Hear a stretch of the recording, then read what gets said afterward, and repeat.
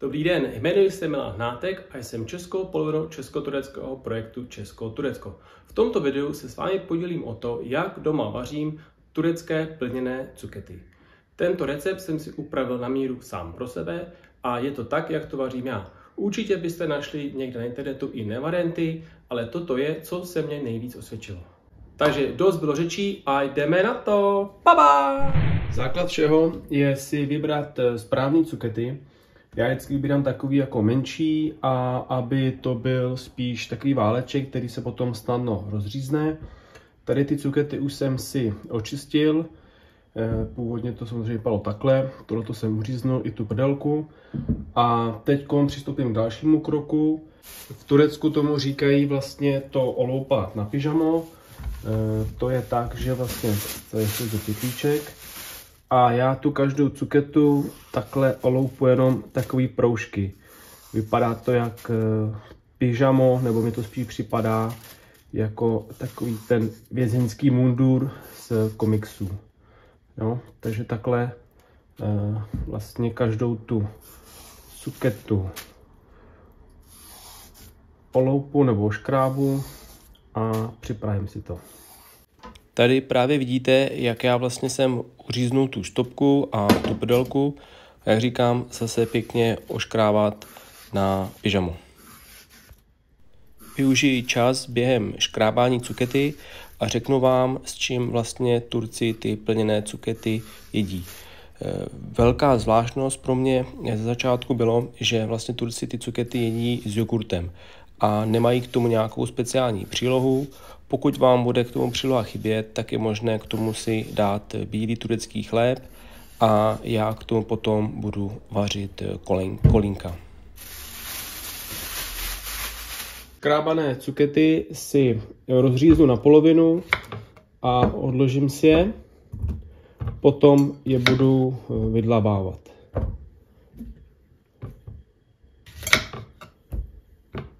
Na vydlabávání používám takovou větší škrabku. Ona by normálně dělala moc velký proužky, tak to mám na to vydlabávání. A začínám takhle od kraje, jestli to je vidět, nevím, ale jak vlastně tady končí takový ta dužnina a tadyhle vlastně potom jsou ty semínka, tak takovouhle jakoby metodou to pomalu vydlabávám. Udělá se mi z toho takový špunt, bych řekl. Já si to schovávám, dávám to i do mrazáku a potom to třeba přidávám někdy k masu nebo si to udělám samotným s vajíčkem. Vím, že lidi někdy tady ty semínka a to vydlabaný vyhazujou, ale já to schovávám, protože moje cukety jsou malý a ty semínka vlastně nejsou zralý, takže nejsou to jakoby semínka jakoby třeba od melounu, který by byly tvrdý, ale opravdu je to krásná taková dužina, která se dá ještě použít. Já to mám docela rád, jím to, manželce to nechutná, takže tý to moc nevařím. Takhle to pak vypadá vlastně vydlabaný a budu s tím dlabáním pokračovat. Jo, chce to být trpělivý, protože někdy se stane, že to člověk moc pospíchá, tlačí a ta cuketa popraská. Snažím se vždycky to takhle vydlabat a teď mi to tady všude lítá. Ale aby tam prostě byl dostatečný prostor na to potom to naplnit tím mletým masem. Každá cuketa je jiná, takže to jde různě. Opravdu ty cukety jsou malý, takže ta dužina vevnitř je krásně měkoučká a dá se to hezky vydlabat. Už mám všechny cukety vydlabaný, nějak takhle. A teď přichází ten důležitý detail. Na to budete potřebovat vidličku, to mám tady. A na konci té každé cukety je potřeba udělat takhle pár dírek. Já tam dělám takový křížek. To potom uvidíte, to se vám bude hodit ke konci, až budete vlastně to plnit, tak ten vzduch, který se tam stlačuje, tak vám vyleze ven a nebude to jako píst a nebude vám to vytékat ven. Další důležitá věc je, vlastně každou tu cuketu takhle ještě vevnitř posolím. Jo?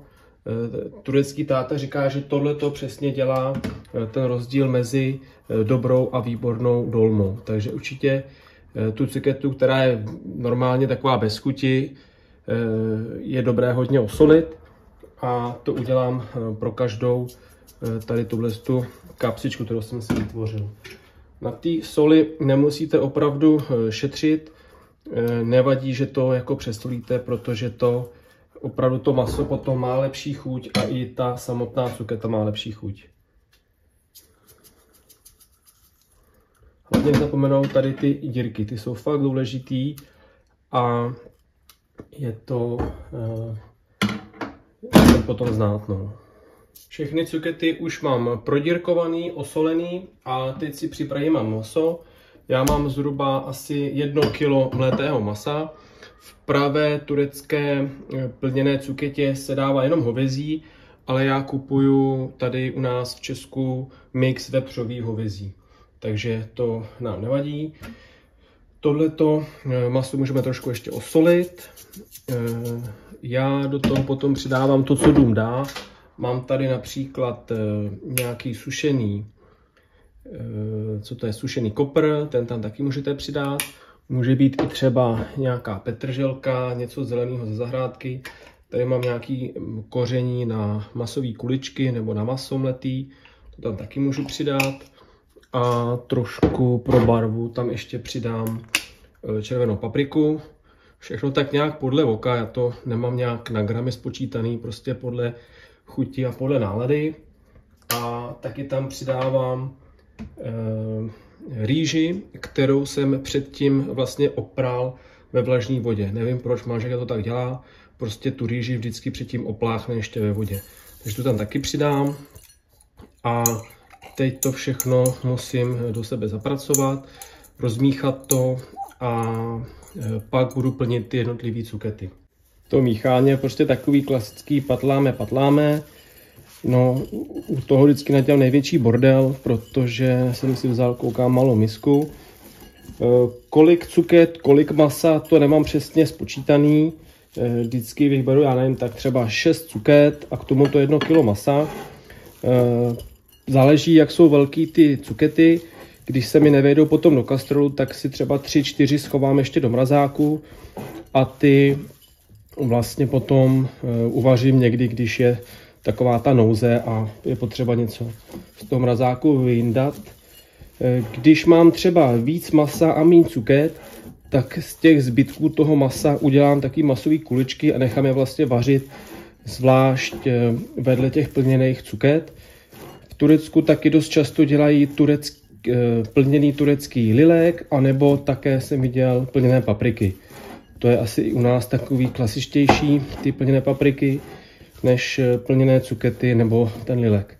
Lilek zase musí být menší a oni prodávají vlastně na tureckém trhu takové sušené lilky, už takhle právě vydlavané, ale suché. Ty se ještě předtím musí namáčet a ty jsem sám ještě nikdy nevařil, ale maminka, vlastně turecká maminka to vaří, takže to takhle tam vídám. No. Jo, a taky se ještě dají plnit vlastně i rajčata. To je taky dobrá věc. Když máte velký rajčata, tak se dají naplnit rajčata. Ono se dá vlastně naplnit úplně všechno a ten rozdíl je vlastně jenom v tom obalu, no. Jinak to maso je asi víceméně stejný. Takže teď už mám připravenou tady tu směs, kterou budu plnit tady ty cukety. Vezmu si k tomu ještě tadyhle jiný talíř. Na to si budu odkládat právě už ty plněné cukety a vezmu si takhle kousíček toho mletého masa a udělám takovou šišku a tu vlastně strčím do té cukety. Díky tomu, že tam mám ty dírky, tak mi to tam krásně jde a není to jako takový ten efekt metru, kdy fouká vítr a tady by byl takový pís, takže to tam hezky jde. Neplním to úplně až po okraj, nechávám tam tak jenom půl centimetru, protože ta rýže, co tam vevnitř je, tak potom nabyde a leze to ven. Jo? Takže teď zase další cuketa a takhle to tam prostě do toho sunu. No a to je všechno. Takhle to tam nějak jde, tam naňahňám a teď to musím do všech nacpat. Takže tak, to je ono. No a teď to jako mávnutím kouzelným proutkem všechno rychle naplním. Už jsem naplnil všechny ty cukety a vidím, že jsem to s tím masem trošku přehnal, takže by mi možná stačilo jenom půl kila, protože mám tady ještě zhruba polovinu toho masa. Ale to nevadí, já udělám takhle vedle masové kuličky, který uvařím hned vedle té cukety, zaplním tím prázdné místa v kastrolu a malej má stejně radši to maso a tu cuketu nejí, takže aspoň jemu můžu dát takhle uvařený ty kuličky a já pak dojídám většinou tady ty uvařené cukety. Takže to se u nás doma nestratí a asi si zbytek ještě nějak zamrazím nebo ještě uvidím. Takže tady ty míry to ještě musíme vychytat, to já teda vychytaný nemám. No. Vždycky manželka říká, že toho moc vařím, tak to vy kuchařky budete vidět líp, no, jak na ty míry. To já mám takhle všechno podle oka.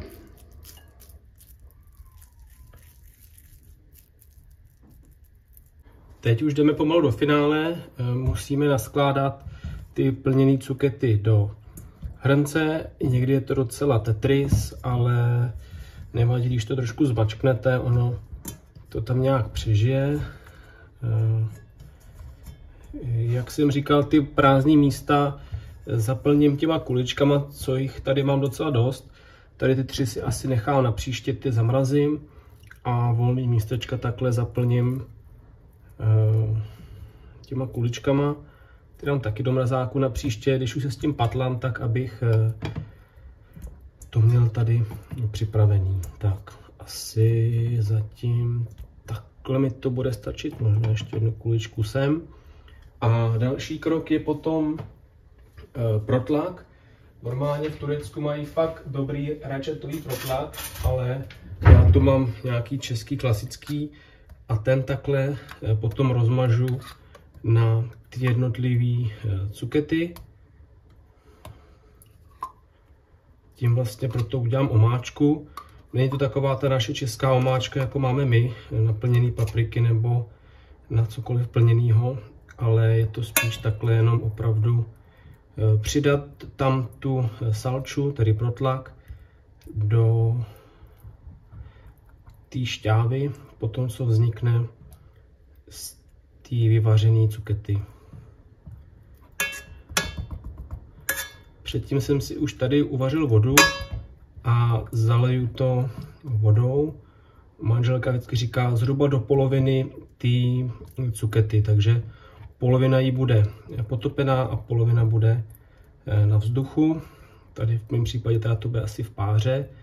Ty kuličky pak nějak asi otočím, tak aby se mi pořádně taky provařily a to uvidím potom.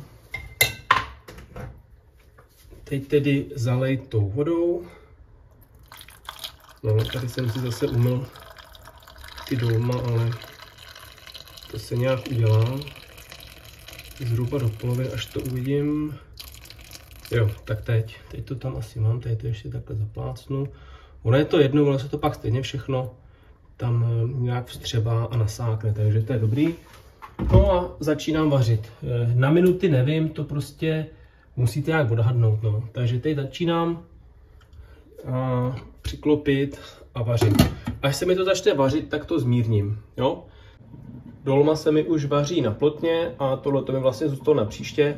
Využiju potom jak ty vnitřky té cukety, tak si nechám ještě zamrazit 3 plněné cukety a ty masové kuličky.